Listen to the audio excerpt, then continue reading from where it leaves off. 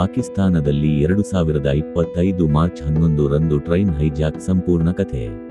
2025 March 11 ರಂದು ಪಾಕಿಸ್ತಾನದ ಬಲೂಚಿಸ್ತಾನ ಪ್ರಾಂತ್ಯದಲ್ಲಿ ಕ್ವೆಟ್ಟಾದಿಂದ ಸಾವರ್ಗೆ ಹೊರಟಿದ್ದ ಜಾಫರ್ ಎಕ್ಸ್‌ಪ್ರೆಸ್ ರೈಲು ಬಲೂಚ್ ಲಿಬರೇಷನ್ ಆರ್ಮಿ (ಬ್ಲಾದ್) ನಿಷೇಧಿತ ಸಂಘಟನೆಯ ಉಗ್ರರಿಂದ ಹೈಜಾಕ್ ಮಾಡಲಾಯಿತು.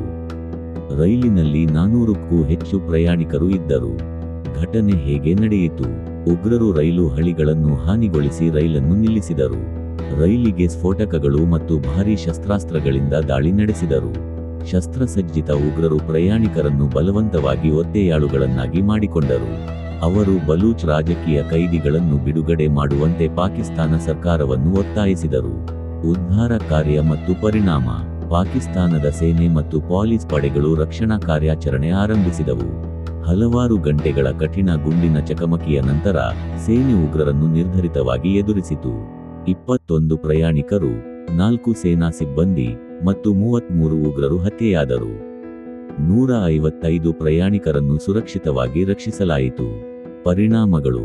ಈ ದಾಳಿ ಬಲೂಚಿಸ್ತಾನದ ಪ್ರಾದೇಶಿಕ ತೀವ್ರತೆ ಮತ್ತು ಬಲೂಚಿ ಉಗ್ರರ ಹೋರಾಟದ ಬಗ್ಗೆ ಪುನಃ ಗಮನ ಸೆಳೆದಿದೆ.